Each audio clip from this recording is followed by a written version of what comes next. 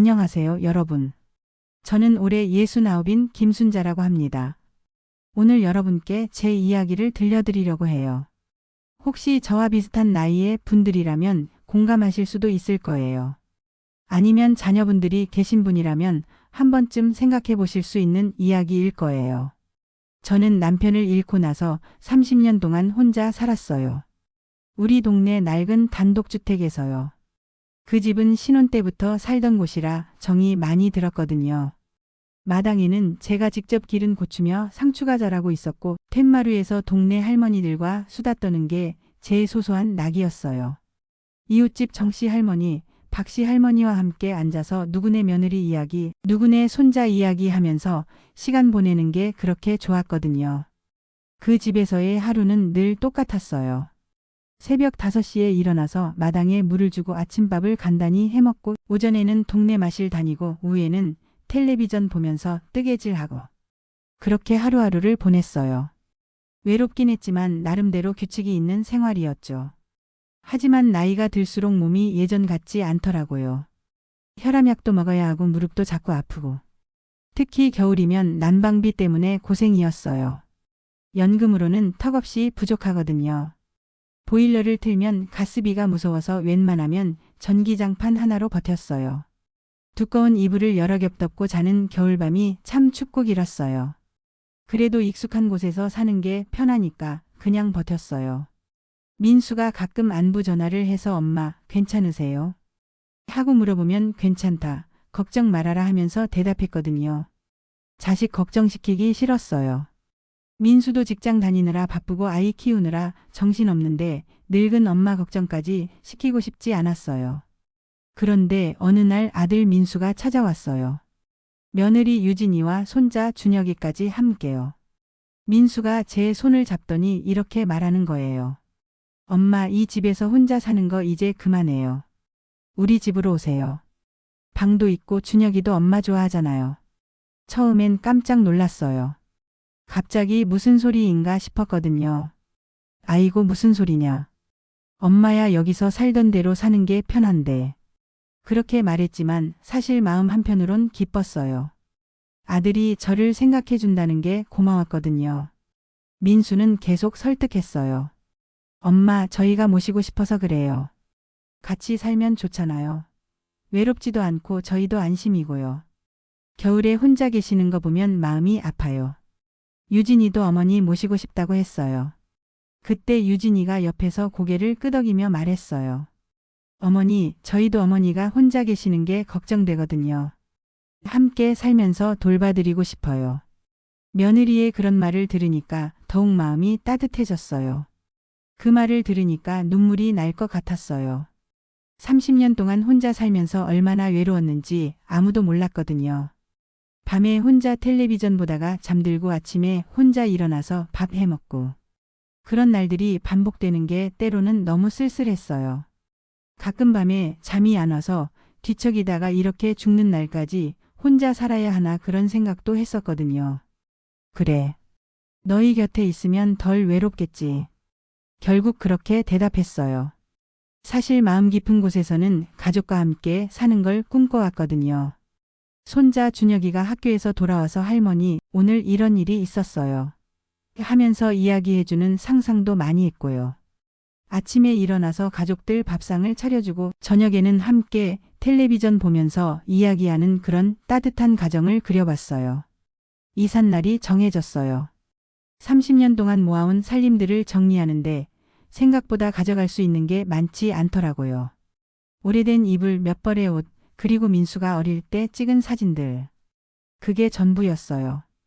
평생의 추억들을 몇 개의 박스에 담는다는 게 서글프기도 했지만 새로운 시작이라고 생각하니까 설레기도 했어요. 동네 할머니들이 와서 도와주셨어요. 순자야 좋겠다. 아들이 모셔간다니 복 받은 거야. 그래, 이제 외롭지 않겠네. 그런 말들을 들으면서 저도 기분이 좋았어요. 평생 이웃으로 지낸 분들이 부러워하는 걸 보니까 제가 정말 행운아인 것 같았거든요. 민수네 집에 도착했을 때 며느리 유진이가 저를 맞아줬어요. 어머니 오셨네요. 방은 이쪽으로 준비했어요. 따라가 보니 안방 옆에 작은 방이 하나 있더라고요. 창문도 작고 햇빛도 잘 안 들어오는 방이었지만 그래도 고마웠어요. 아들 집에 얹혀 사는 처지에 뭘 바라겠어요. 거실 쪽은 저희 생활 공간이에요. 어머니는 이 방에서 편히 쉬세요. 유진이의 말에 저는 그냥 고개를 끄덕였어요. 사실 거실에서 함께 텔레비전 보면서 이야기하는 걸 기대했었는데 조금 아쉽긴 했어요. 하지만 젊은 부부에게는 그들만의 공간이 필요하겠죠. 처음 며칠은 정말 좋았어요. 아침에 일찍 일어나서 가족들 밥을 해주니까 예전 같은 기분이 들었거든요. 특히 손자 준혁이가 할머니가 해주신 밥이 제일 맛있어요. 하면서 좋아하는 모습을 보니까 마음이 따뜻해졌어요. 30년 만에 다시 느끼는 가족의 소중함이었어요.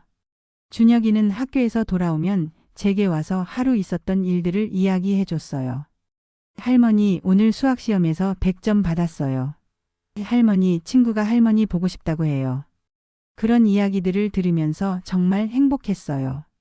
이래서 가족과 함께 사는 거구나 싶었죠. 하지만 시간이 조금씩 지나면서 뭔가 달라지기 시작했어요. 처음엔 사소한 것들이었어요. 제가 좋아하는 트로트 프로그램을 보려고 하면 준혁이가 만화를 보고 싶어 했고 제가 만든 반찬이 그들 입맛에는 짠 것 같았고 그런 작은 일들이 하나둘씩 생겼어요. 어느 날부터 유진이가 조심스럽게 말하기 시작했어요. 어머니, 반찬은 따로 만드세요. 저희 입맛이 좀 달라서요. 그 말을 들으니까 마음이 좀 쓰랬어요.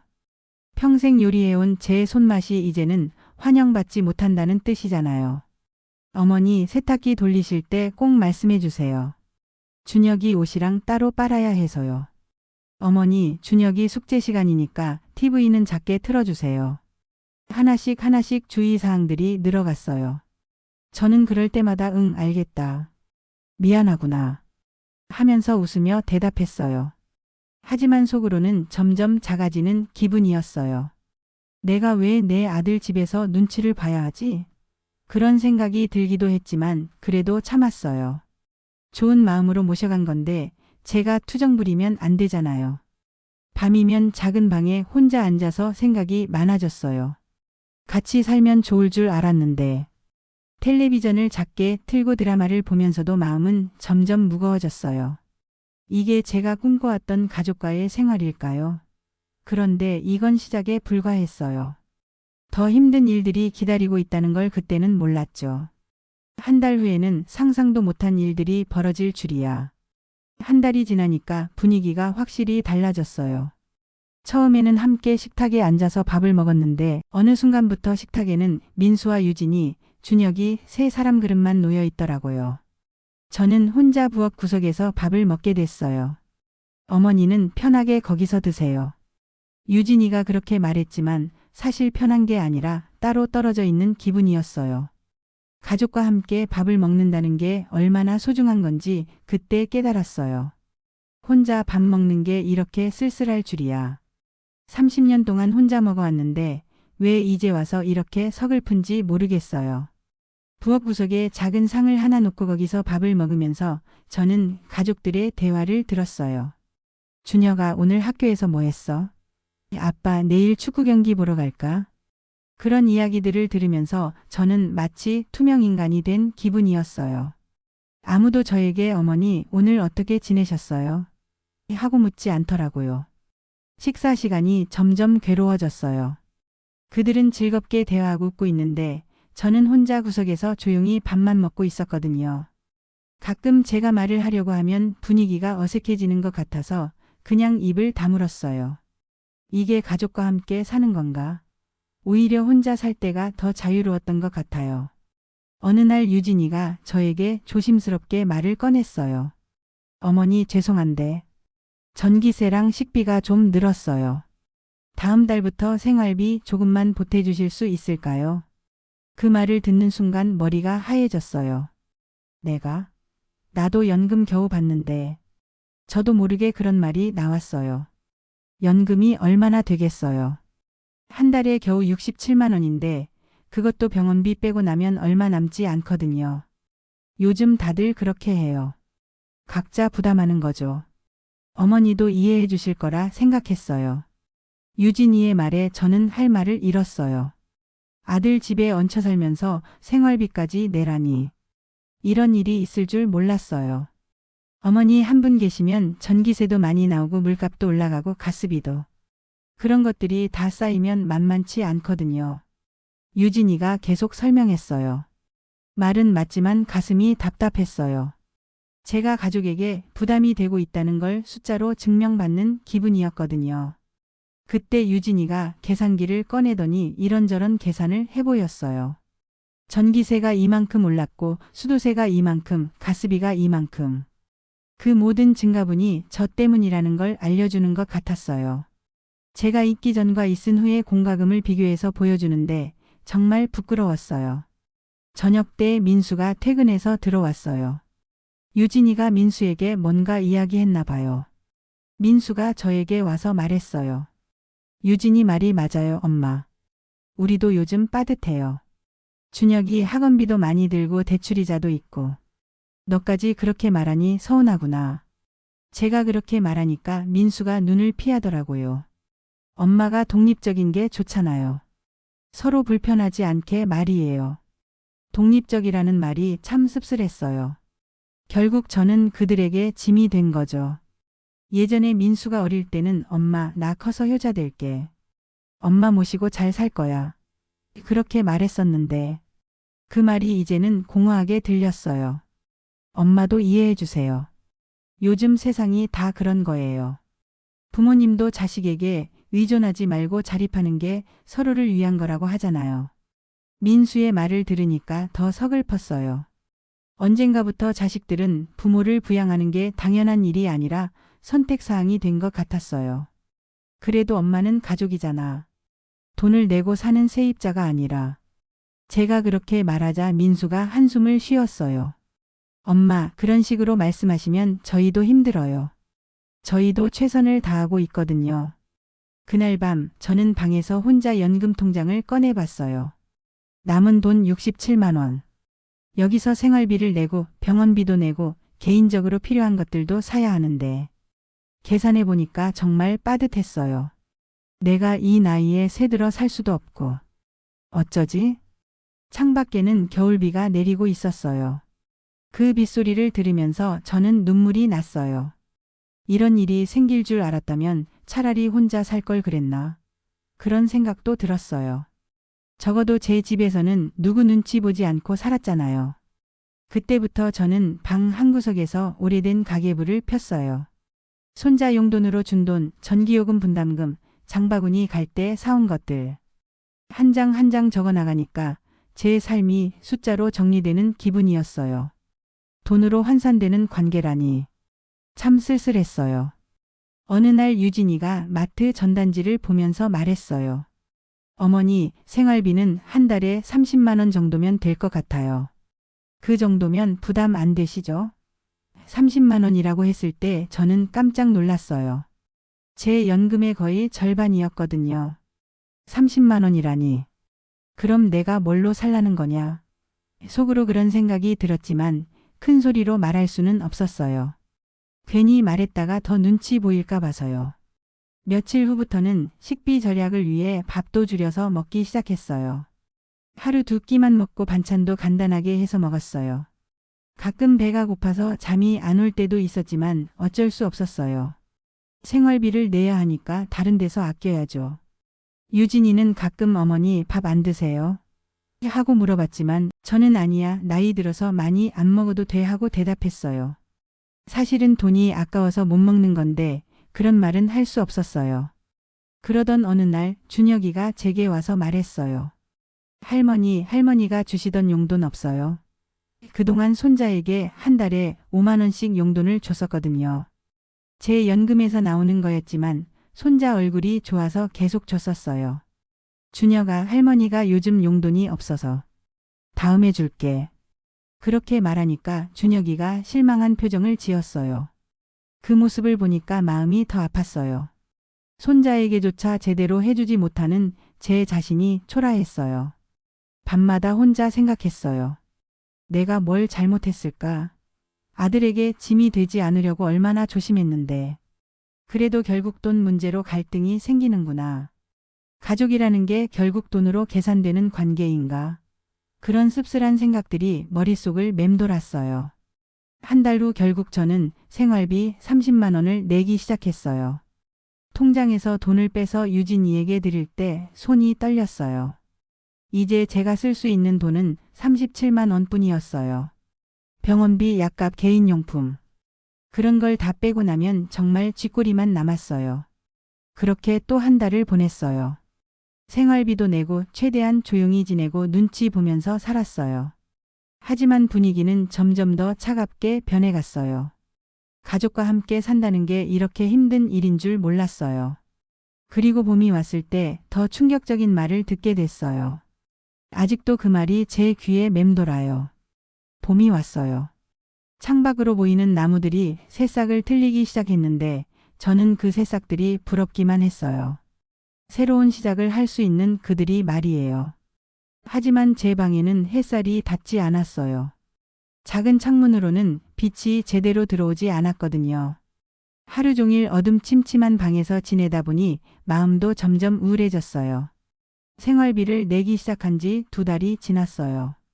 37만 원으로 한 달을 버티는 게 쉽지 않았어요.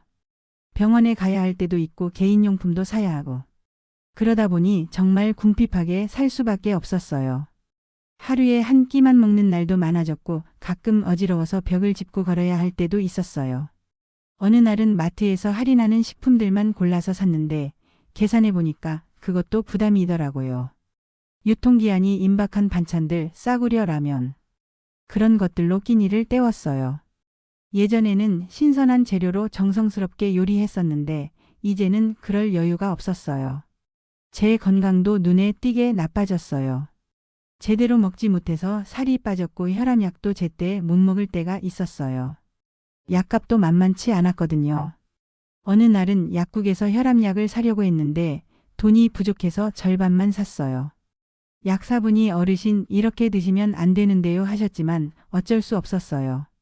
그런데 민수 가족들은 제가 이렇게 힘들어하는 걸 모르는 것 같았어요. 아니, 알면서도 모른 척하는 것 같았어요. 제가 밥을 적게 먹어도 기침을 해도 말수가 줄어도 아무도 어머니 괜찮으세요? 하고 묻지 않았어요. 어느 날은 제가 어지러워서 복도에서 휘청거렸는데 마침 유진이가 봤어요. 어머니 괜찮으세요? 하고 물어보길래 아니야, 괜찮다 했는데 유진이는 그냥 그러세요 하고 지나가더라고요. 진짜 걱정해서 물어본 게 아니라 그냥 예의상 한 말인 것 같았어요. 그때 정말 외롭다는 생각이 들었어요. 준혁이와의 관계도 예전 같지 않았어요. 용돈을 못 준 이후로 손자가 저를 찾아오는 일이 줄어들었어요. 가끔 할머니 하고 부르는 소리가 들려도 금세 할머니는 괜찮아 하면서 다른 곳으로 가버렸어요. 아이들은 솔직하니까요. 뭔가 주는 게 없으면 관심도 없어지는 거죠. 한 번은 준혁이가 친구들과 게임을 하는 소리가 너무 시끄러워서 준혁아, 조금만 작게 해줄래? 했더니 유진이가 나와서 어머니, 아이들이 노는 건데 너무 예민하게 반응하지 마세요 라고 말했어요. 그 말을 들으니까 제가 까다로운 할머니가 된 기분이었어요. 그런 상황에서 저는 점점 더 위축됐어요. 집 안에서도 제 자리가 어디인지 모르겠더라고요. 거실에 앉아 있으면 눈치가 보이고 부엌에 있으면 방해가 되는 것 같고. 그래서 대부분의 시간을 제 방에서 보냈어요. 하루에 12시간, 14시간씩 그 작은 방에 갇혀 있었어요. 방에서 혼자 있으면서 저는 많은 생각을 했어요. 내가 왜 이렇게 살고 있는가? 이게 내가 꿈꿔왔던 가족과의 생활인가? 차라리 혼자 살 때가 나았던 것 같은데. 그런 생각들이 머릿속을 가득 채웠어요. 가끔은 예전에 살던 집이 그리워져서 눈물이 났어요.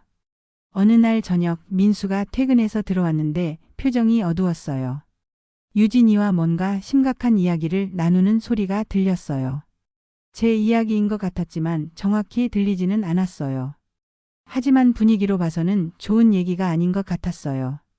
어머니 때문에 이럴 줄 알았으면 언제까지 이런 단어들이 조각조각 들렸어요. 며칠 후에는 유진이가 전화로 누군가와 이야기하는 걸 엿들었어요.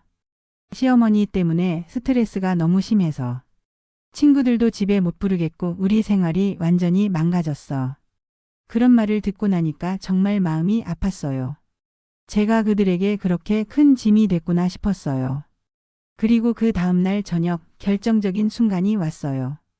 유진이가 제 방문을 두드렸어요. 어머니, 잠깐 이야기 좀 할까요? 그 말투가 평소와 달라서 뭔가 불길한 예감이 들었어요. 마음의 준비는 하고 있었지만 실제로 그 순간이 오니까 다리가 떨렸어요. 유진이가 들어와서 제 앞에 앉더니 한참 머뭇거렸어요. 그러더니 결국 입을 열었어요. 어머니, 솔직히 말씀드릴게요. 저희 생활이 너무 힘들어요. 무슨 소리냐? 생활비도 내고 있는데. 제가 그렇게 말하자 유진이가 고개를 저었어요. 그게 문제가 아니에요. 어머니가 계시면서 저희가 너무 불편해요. 그 말을 듣는 순간 가슴이 철렁했어요. 불편하다니. 내가 뭘 잘못했냐? 제가 물어보니까 유진이가 말했어요. 어머니가 집에 계시면 저희가 자유롭게 생활할 수 없어요. 친구들도 못 부르고 큰 소리로 얘기하기도 조심스럽고. 준혁이도 스트레스 받고 있어요. 준혁이가 스트레스를 받는다고? 제가 놀라서 물어보니까 유진이가 설명했어요. 할머니 때문에 집에 친구들 못 부르고 게임할 때도 조용히 해야 하고. 아이가 자기 집에서 자유롭게 못 지내고 있어요. 그래서 어쩌자는 거냐? 제가 떨리는 목소리로 물어보니까 유진이가 조심스럽게 말했어요. 이제는 따로 사셨으면 해요. 그 말을 듣는 순간 머리가 하얘졌어요. 따로 살라고? 그럼 어디로 가라는 거죠? 제가 갈 곳이 어디 있다고. 따로 살라니. 내가 어디로 가란 말이냐. 그때 민수가 들어왔어요. 아마 밖에서 듣고 있었나 봐요. 엄마. 미안해요. 잠깐이라도 요양시설에 계시면 어떨까요? 거기서는 또래분들도 많고 프로그램도 있고. 요양시설이라는 말을 듣는 순간 정말 기가 막혔어요. 요양시설? 나를 요양원에 보내려고? 제가 소리를 지르자 민수가 당황한 표정을 지었어요. 그런 게 아니라 어머니도 더 행복하실 거라고 생각해서. 행복하다고? 내가 언제 불행하다고 했냐? 제가 화를 내니까 유진이가 끼어들었어요. 어머니, 저희도 어머니가 불편하게 지내시는 걸 봐서 마음이 아파요. 차라리 어머니에게 맞는 환경에서 지내시는 게. 그 말이 끝나기도 전에 저는 자리에서 일어섰어요. 너희는 나를 짐으로 보는 거구나. 제가 그렇게 말하자 민수가 손을 뻗었어요. 엄마, 그런 게 아니에요. 저희도 고민이 많았어요. 고민? 무슨 고민? 늙은 엄마 어떻게 처리할지 고민했구나. 저는 더 이상 참을 수 없었어요. 그동안 쌓였던 서러움이 한꺼번에 터져 나왔거든요. 엄마, 제발 이해해 주세요. 저희도 최선을 다했어요. 민수가 애원하는 목소리로 말했지만 저는 이미 마음을 굳혔어요.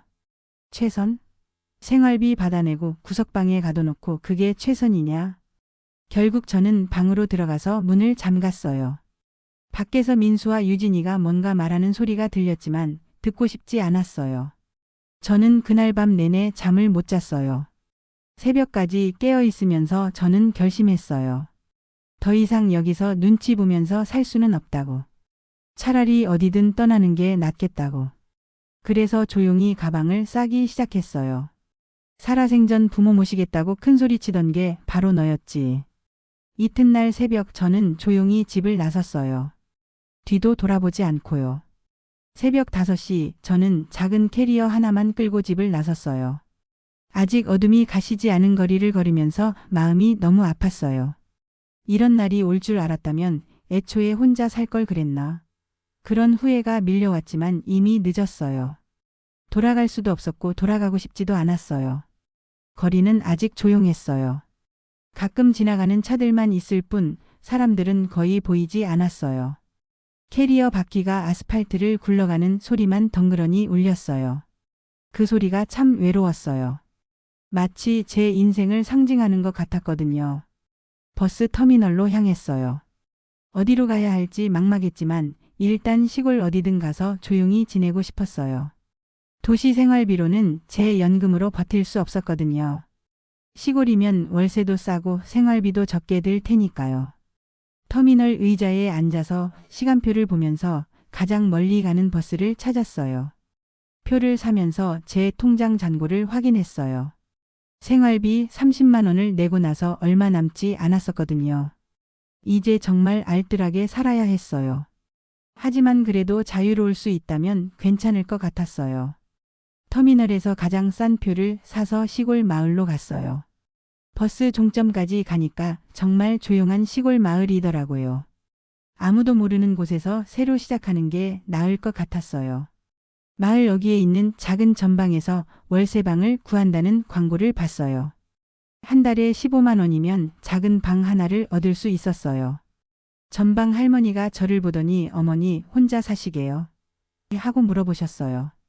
네, 혼자 살려고요. 그렇게 대답하니까 할머니가 안쓰러운 표정을 지으셨어요. 자식들은 어디 계세요? 바빠서 연락이 잘 안 돼요. 거짓말이었지만 진실을 말할 수는 없었어요. 요즘 젊은 사람들이 다 그래요. 부모님은 뒷전이고. 할머니가 혀를 차시면서 말씀하셨어요. 그 말이 제 가슴에 깊이 박혔어요. 정말 요즘 세상이 그런 것 같았거든요. 그렇게 저는 그 작은 마을에서 새로운 생활을 시작했어요. 15만 원짜리 작은 방이었지만 적어도 거기서는 누구 눈치 보지 않고 살 수 있었어요. 하루 종일 텔레비전을 봐도 밤늦게까지 불을 켜놔도 아무도 뭐라고 하지 않았어요. 그게 얼마나 소중한 자유인지 그때 깨달았어요. 하지만 외로웠어요. 정말 말할 수 없을 정도로 외로웠어요. 혼자 밥 먹고 혼자 텔레비전 보고 혼자 잠들고. 30년 동안 그렇게 살아왔는데 왜 이제 와서 이렇게 외로운지 모르겠어요. 아마 잠깐이나마 가족과 함께 살았던 기억 때문일 거예요. 밤에 잠이 안 와서 뒤척이다가 준혁이 생각이 났어요. 지금쯤 숙제하고 있을까? 학원은 잘 다니고 있을까? 그런 생각을 하다가 눈물이 났어요. 손자가 그리웠어요. 사흘이 지났을 때 일이에요. 저는 전방 앞 평상에 앉아서 멍하니 있었는데 갑자기 전방 전화가 울렸어요. 할머니가 전화를 받더니 저를 불렀어요. 김순자님 전화요. 누가 저한테 전화를 할까 싶어서 놀랐어요. 누가 전화했을까 싶어서 받았는데 민수였어요. 엄마, 어디 계세요? 얼마나 찾았는지 몰라요. 민수의 목소리가 다급했어요. 아마 제가 없어진 걸 그제서야 안 모양이었어요. 사흘이나 지나서야 찾는다니. 처음엔 없어진 줄도 몰랐나 봐요. 왜 찾아? 내가 없으니까 편하지 않냐? 제가 그렇게 말하니까 민수가 울먹이는 소리를 냈어요. 엄마 죄송해요. 잘못했어요. 집으로 돌아와 주세요. 돌아갈 이유가 없다. 너희들도 나 없으니까 좋을 것 아니냐. 제가 차갑게 말하자 민수가 계속 사과했어요. 엄마 정말 죄송해요. 다시는 그런 말 안 할게요. 제발 돌아와 주세요. 하지만 저는 마음을 굳혔어요. 이제 너희 신경 쓰지 말고 살아라. 나도 내 갈 길 간다. 그렇게 말하고 전화를 끊었어요. 민수가 다시 전화를 걸었지만 받지 않았어요. 할머니가 어머니 아들이 그렇게 찾는데 왜 안 받으세요? 했지만 저는 고개를 저었어요. 그런데 며칠 후에 정말 놀라운 일이 일어났어요. 나중에 들은 이야기인데 아파트 경비실에서 민수에게 전화가 왔다는 거예요. 어머니 앞으로 우편이 왔는데 은행에서 온 것 같습니다. 민수가 그 우편을 뜯어보고 깜짝 놀랐다고 해요. 자동이체 종료 안내서였는데 보낸 사람이 제 이름으로 되어 있었거든요. 손자 교육지원금 자동이체 종료 안내. 그 내용을 보고 민수는 무슨 말인지 몰랐대요. 어떤 자동이체가 종료됐다는 건지. 민수가 급히 은행에 전화를 걸었어요. 우리 어머니 명의로 매달 돈이 빠져나갔다고요? 은행 직원이 확인해 보니까 2년 전부터 매달 100만 원씩 제 계좌에서 준혁이 학원비 계좌로 자동이체가 되고 있었다는 거예요. 민수는 그 말을 듣고 눈앞이 캄캄해졌다고 했어요. 그 돈이 어디서 나온 건지 전혀 몰랐거든요. 알고 보니 제가 평생 모은 적금을 깨서 손자 교육비로 지원하고 있었던 거예요. 2년 동안 2,400만 원. 제 전 재산의 대부분이었어요. 왜 그 돈을 비밀로 했냐고요? 자식들이 부담스러워할까 봐서요. 민수가 엄마, 준혁이 학원비가 너무 부담돼요 하고 고민하는 모습을 보니까 안쓰러워서 몰래 지원한 거예요. 제가 직접 주면 자존심 상해할까 봐서 은행 자동이체로 조용히 도와준 거였어요. 그때는 제가 민수네 집에 가기 전이었으니까 혼자 살면서도 손자 교육비는 꼬박꼬박 보내드린 거죠. 제 생활비를 줄여가면서까지요. 겨울에 난방비 아껴가면서 밥 한 끼 걸으면서까지 손자를 위해서 그 돈을 보낸 거예요. 준혁이가 좋은 학원에서 공부할 수 있다면 제가 조금 힘들어도 괜찮다고 생각했어요. 민수가 그 사실을 알고 나서 유진이에게 말했어요. 여보, 엄마가 2년 동안 준혁이 학원비를 대주셨어. 유진이가 깜짝 놀라면서 그게 무슨 소리예요? 했다가 은행 명세서를 보고는 눈물을 흘렸다고 해요. 그걸 왜 말씀 안 하셨을까? 유진이가 그렇게 중얼거렸는데 민수가 대답했어요. 엄마는 늘 말보다 행동이셨잖아. 우리가 힘들어하는 걸 보시고 조용히 도와주신 거야. 그제서야 그들은 깨달았어요. 제가 얼마나 그들을 사랑했는지, 얼마나 많은 희생을 했는지. 하지만 너무 늦었죠. 이미 저는 상처받아서 떠난 후였으니까요. 민수는 급히 저를 찾기 시작했어요. 병원, 교회, 구청. 아는 곳은 다 찾아다녔대요. 동네 할머니들한테도 물어보고 경찰서에도 신고하고. 하지만 저는 아무도 모르는 시골 마을에 있었으니까 찾을 수 없었죠. 일주일이 지났을 때 우체국에서 연락이 왔어요. 김순자님, 주소 이전 신청하셨네요. 제가 전방 주소로 우편 주소를 바꿨거든요. 민수가 급히 새 주소를 물어보고는 그 길로 차를 몰고 왔어요. 사실 저도 그동안 많이 생각했어요. 화는 났지만 그래도 아들이니까. 손자도 그립고 가족이 보고 싶기도 했어요. 하지만 자존심이 상해서 먼저 연락할 수는 없었어요. 민수가 전방 앞에서 저를 발견했을 때 얼굴이 확 늙어 보였어요. 일주일 사이에 머리가 하얘진 것 같았어요. 엄마. 민수가 저를 보고 울먹였어요. 그 모습을 보니까 제 마음도 아팠어요.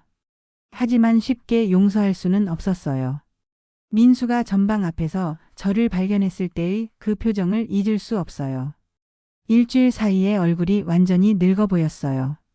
눈가에 주름이 더 깊어진 것 같고 머리카락도 하얘진 부분이 늘어난 것 같았어요. 엄마. 하고 부르는 목소리에서 얼마나 많이 찾아다녔는지 알 수 있었어요. 왔냐?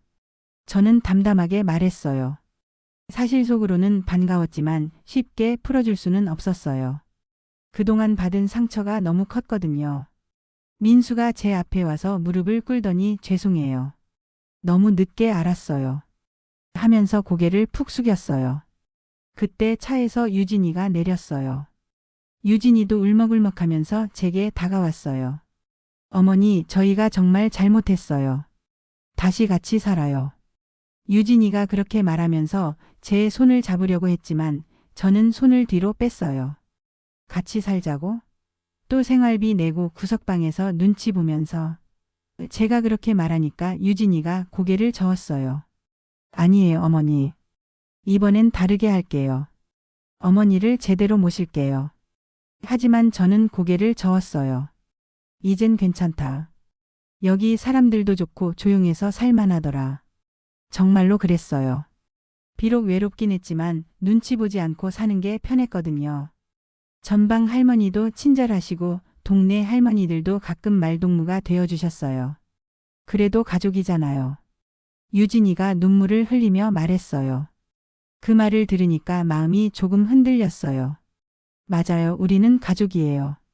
하지만 가족이라는 게 그냥 혈연 관계만으로 되는 건 아니잖아요. 민수가 입을 열었어요. 엄마, 저희가 어머니가 준혁이 학원비를 대주신 걸 이제야 알았어요. 2년 동안. 어떻게 말씀을 안 하셨어요? 민수의 목소리가 떨렸어요. 정말 충격받은 것 같았어요. 말해서 뭐하냐? 너희가 부담스러워할 텐데. 저는 그렇게 대답했어요. 사실이었거든요. 제가 도와준다고 말하면 민수가 자존심 상해할 것 같았어요.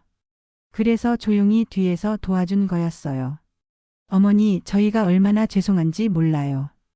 어머니가 그렇게 희생하시는 줄도 모르고. 유진이가 계속 울면서 말했어요. 이제라도 알았으니까 다행이에요. 정말로 다시 시작할 수 있을 것 같아요. 그때 전방 할머니가 나오셨어요. 어머니, 아드님이 이렇게 찾아오셨는데 집에 가세요. 가족이 제일 소중한 거예요. 할머니도 저희 대화를 듣고 계셨나 봐요. 이 동네에서 혼자 사시기엔 너무 외로우실 거예요. 저는 여전히 망설였어요. 한번 상처받은 마음이 쉽게 낫겠냐. 나는 이제 혼자 사는 게 편하다. 정말 그런 마음이었어요. 다시 가서 또 상처받을 바에야 차라리 혼자 사는 게 나을 것 같았어요. 민수가 제 앞에 더 가까이 와서 말했어요. 엄마, 이번엔 제가 어머니 방을 준비할게요. 제일 밝은 쪽으로 거실 옆에다가 말이에요. 그리고 생활비 같은 소리 절대 안 할게요. 그리고 식사도 꼭 함께 할게요. 어머니가 만들어주시는 반찬도 같이 먹고 싶어요. 유진이가 덧붙였어요. 정말 죄송했어요. 저희가 너무 몰랐어요. 그들의 말을 들으면서 저는 많은 생각을 했어요. 정말 달라질 수 있을까? 아니면 며칠 지나면 또 예전처럼 될까? 하지만 그들의 표정을 보니까 진심인 것 같았어요. 특히 민수가 눈물을 흘리는 모습을 보니까 마음이 많이 아팠어요. 가족이면 서로 존중해야지. 같이 산다고 가족이 되는 게 아니야. 서로 마음을 알아야 돼. 제가 그렇게 말하니까 민수가 고개를 끄덕였어요. 네, 엄마. 이제 알았어요. 정말 잘못했어요. 그때 준혁이도 차에서 내렸어요. 손자가 저를 보더니 뛰어와서 할머니 하고 안겼어요. 그 순간 제 마음이 완전히 녹아버렸어요. 역시 손자는 달랐어요. 순수한 마음으로 할머니를 그리워했던 거예요. 할머니 보고 싶었어요. 할머니 없으니까 집이 너무 조용했어요. 준혁이가 그렇게 말하니까 눈물이 날 것 같았어요. 그동안 얼마나 손자가 그리웠는지. 민수가 다시 손을 내밀었어요. 엄마, 이번엔 제가 어머니를 제대로 모실게요. 진짜 가족처럼 살아요. 그 손을 보면서 저는 한참 고민했어요. 다시 한번 믿어볼까? 아니면 그냥 여기서 혼자 살까? 밥부터 먹자. 밥상은 나눌 때 따뜻한 거야. 결국 저는 그렇게 말했어요. 배가 고팠거든요. 그리고 오랜만에 가족과 함께 밥을 먹고 싶었어요. 전방 할머니가 안에서 라면을 끓여주셨어요. 어머니들 배고프시겠어요. 라면이라도 드시고 가세요.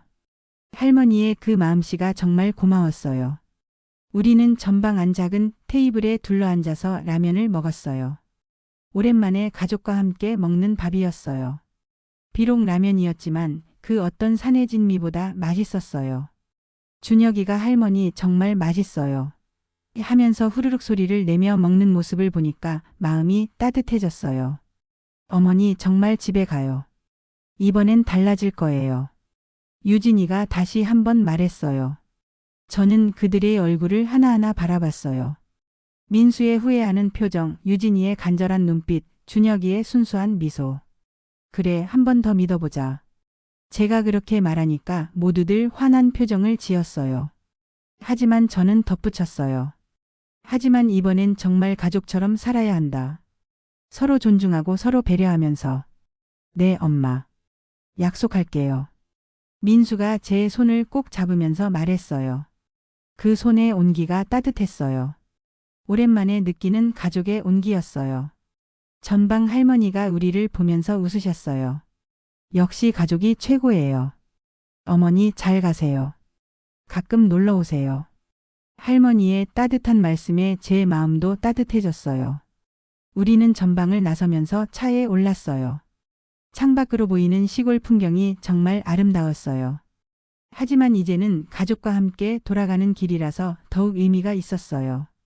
차 안에서 민수가 말했어요. 엄마 정말 죄송했어요. 앞으로는 어머니를 제대로 모실게요.